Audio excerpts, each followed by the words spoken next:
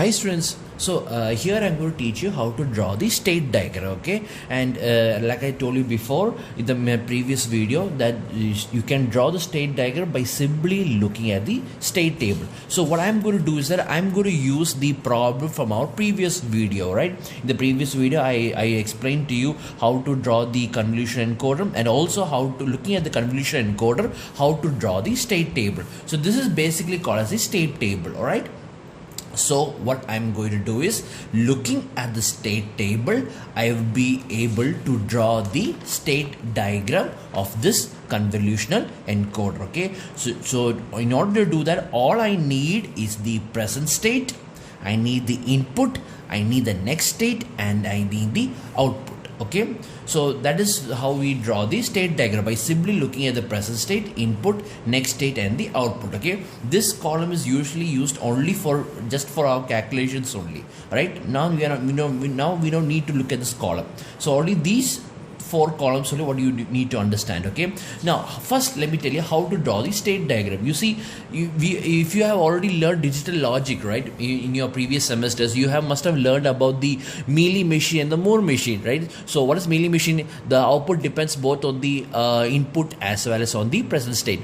What is Moore machine? The output depends only on the present state. That is the Moore machine. So if you look at this state table over here, you can see that the output depends both on the input as well as on the present state. So which means that this machine is a Mealy machine. So if this is a Mealy machine, you need to draw a Mealy state diagram. There's a separate representation for a Moore state diagram as well as for Mealy state diagram. So here what we are going to use is the Mealy state diagram. So how to draw, what is the basic definition, how's the basic representation of a Mealy state diagram is that you first name your state inside a circle. Okay, you draw the circle and you write the name of the state inside the circle. So this is how we draw the or express the diagram of a state, by simply drawing a circle and write the name of the state inside the circle. And then if you want to show the transition, okay, wherever you can draw the arrow mark wherever you want, but that arrow mark represents the state to state change or the state transition. Right, this arrow mark represents the state transition. Okay, so this arrow mark will be either it will be pointing to other states, or it can either be pointing towards itself to show that it goes back to its own state. Like that, you can draw the arrow mark any way you like, but there is always an arrow mark, and on top of that arrow mark you will write the input, you will express the input values, slash you will express the output values. Okay, so this is how we usually draw the or express the Mealy state diagram. That is, you write the name of the state inside a circle, and from that state you draw an arrow mark to represent the input slash output. So what this diagram actually means is that the present state, if the present state is S0 and the input is I, then the next state is S1 and the output is O. That is what this diagram means. So this is the basic description of how we are going to draw the Mealy state diagram. So to do all that, all you need to do, like I said, is simply look at the state table. Right, just that is the basic purpose of state table. Like I told you in the previous video, the state table can be used to draw the state diagram, the tree diagram, and the trellis diagram. So here, let's start with the state diagram. It's very easy.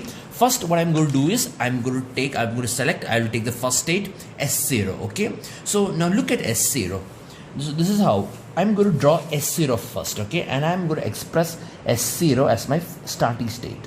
Okay, now what I'm going to do is I will look at S0, and then I'm going to see what is going to happen to S0 if the input is 0 and if the input is 1. From the table, you can see that if the present state is S0 and if the input is 0, then the next state is S0 itself, which means my arrow mark will be like this. Okay, my arrow mark will be like this. Okay, that is, it means that if the present state is S0 and the input is 0, then the next state is S0, and what is the output? The output is 0 0. So this is how I express the output. All right, input slash output. So 0 slash 0 0. Okay, this 0 represents the input over here, and this output 0 0 represents this output over here 0 0, right?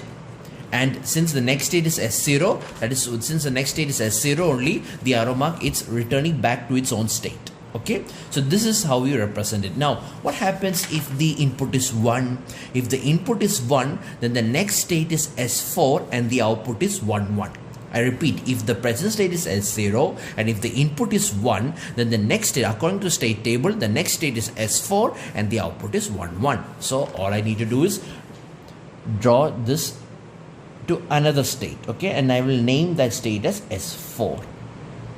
Okay, I'll name the state as S4, and if the input is 1 and the output is 1 1. This is how we draw it. So this is how we draw the state diagram. You see, like this we will evaluate each and every states. So totally how many states are there? There are totally 8 states, right? So this is how we will evaluate each and every states.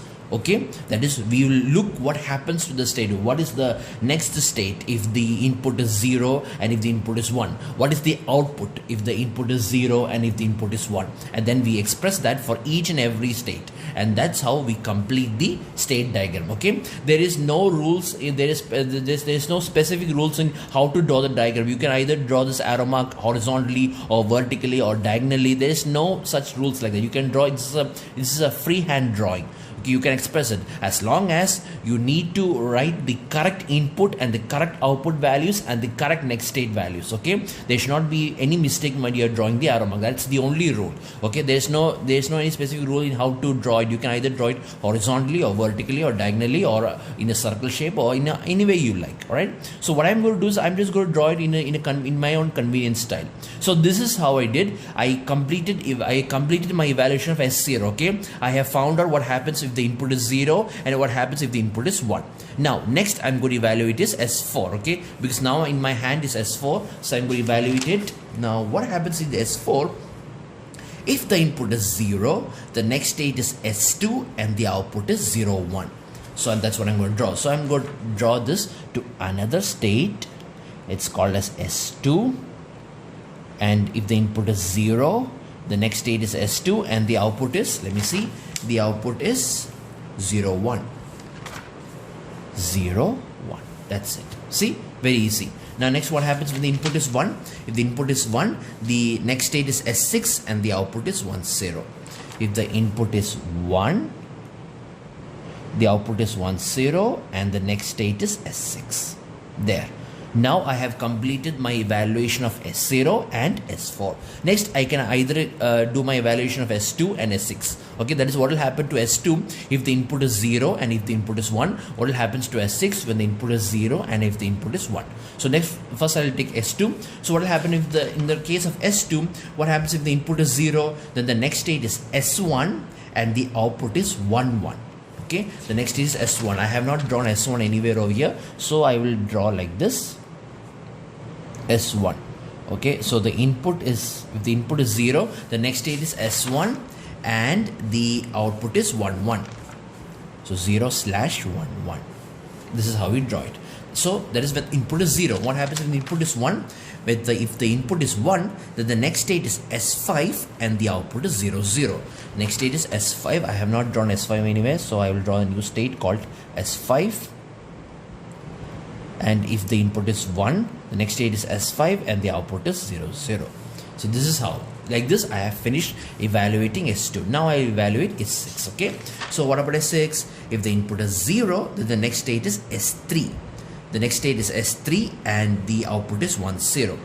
If the input is 0, so maybe I'll draw downwards. Okay, so if the input is 0, the next state is S3 and the output is 1 0. So 0/1 0 S3. Okay, and what happens in S6? What happens if the input is 1? In S6, if the input is 1, then the next state is S7 and the output is 0 1. The next state is S7. So I will draw like this. Okay, the input is 1 and the output is, let me see, the output is 0 1. 0 1. Okay, there.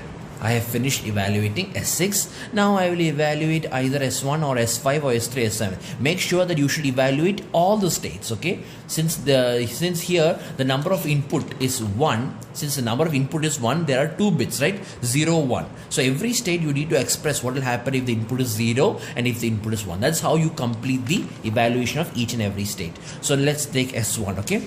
So if you take in the case of S1, if the input is 0, the next state is S0. I have already drawn S0 over here, right? So if the input is 0, if S1, if the input is 0, the next state is S0 and the output is 1, 1. The next state is S0. That means I can draw like this. Okay. The next state is S0 and the output is 1, 1. This is how we draw it. Okay. Now what about if the input is 1? If the input is 1, then the next state is S4 and the output is 0, 0. If the input is 1, the next state is S4 and the output is 0, 0. So this is how we draw. So finished. I have finished evaluating S1. Next is S5. Where is S5? Yeah. So if the input is 0, the next state is S2 and the output is 1, 0. If the input is 0, the next state is S2. Right. So I'll draw like this, okay? If the input is 0, the next state is S2 and the output is 1, 0. 0 slash 1, 0. See? This is how we draw. And what happens if in S5, what happens if the input is 1? If the input is 1, the next state is S6 and the output is 0, 1. The next state is S6. X is right over here, right? So the next state is S6 and the output is 0, 1. There. So this is how I finished drawing. So I finished evaluating S5. Okay. So I think I have evaluated these 4, these 2. So I think, right, see, every of them have their own arrow marks, right? 2 arrow marks representing the 2 inputs, right? 0, 1, here also 0, 1, here also 0, 1, here also 0, 1, yeah, here also 0, 1, here also 0, 1. So I think only S7 and S3 is left behind. So first I will evaluate S3, okay? So S3, if the input is 0, the next state is S1 and the output is 0, 0. So S3, if the input is 0, if the input is 0, the next state is S1 and the output is 0, 0. So it will be 0 slash 0, 0 there. Okay. Now if the input is 1, let me see what happens. If the input is 1, the next state is S5 and the output is 1, 1. If the input is 1, then if the input is 1, then the next state is S5 and the output is 1, 1 there.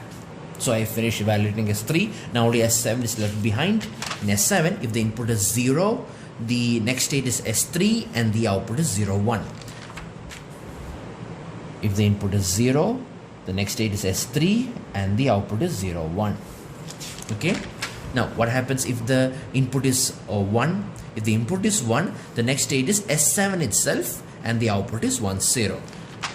If the input is 1, then the next state is S7 itself and the output is 1, 0. So this is it.